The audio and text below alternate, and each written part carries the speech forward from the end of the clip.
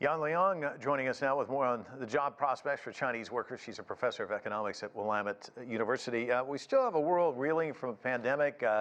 Clearly, China is dealing with the outbreak right now. It's significant. So a lot of folks wondering about a next wave, but there are also this wave of students. We're talking about 11 million going out into the job market, flooding it. What's the outlook look like for them right now? Yeah, I think the job creation is a very urgent and important task right now for China.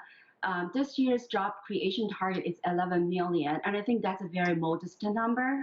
As you just mentioned, the reporter talked about, 10.76 million of newly graduated students from colleges that are seeking for jobs.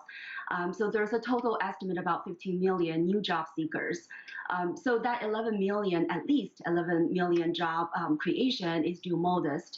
And that said, I also think even for that target, there are a lot of challenges, the headwinds from both internally, like you mentioned, the COVID-19 pandemic right now is, rampant in China. And that really disrupt the service sector, which accounted for about 47% of the jobs. And then added to that, we have the global, disruptions and the global supply chain and the decreased demand for all these economies could also dampen China's export growth. So I think there are many factors that are sort of presenting some challenges for job creations. Yeah, so I've got that piece of paper saying I can go out there in the world and find a job, but it's much more difficult, it sounds like. What occupations are hot right now, and what are some areas where it's going to be really tough for some of these graduates, and how do they present themselves in a positive way in this COVID era?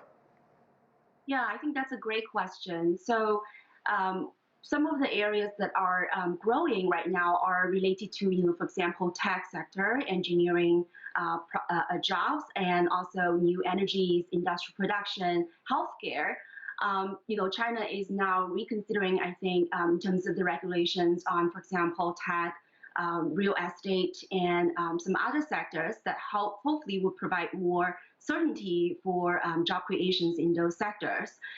That said, there are also about 200 million, the so-called flexible jobs out there, which can range, to a variety of jobs. I think the reporter mentioned something like media content producers and some IT contractors, and also live streamers and so on and so forth. So I think for college graduates, what they really need to do is to remain flexible. And also, this generation of college graduates, I think they have many different tasks and they're IT savvy.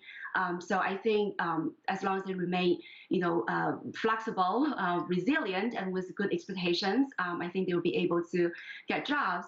But again, that said, I think it's so important for government to up the policy supports, not just providing subsidies for job creations or loan guarantees, but many other, I think, bolder sort of actions that range from government creating after-school enrichment programs that rehire some of these layoffs from the after-school tutoring programs, or government could in some ways nationalize the payrolls in some of the sectors or areas that are really hurt by the COVID-19, which is what Danish government, UK government had done earlier last year, 2020.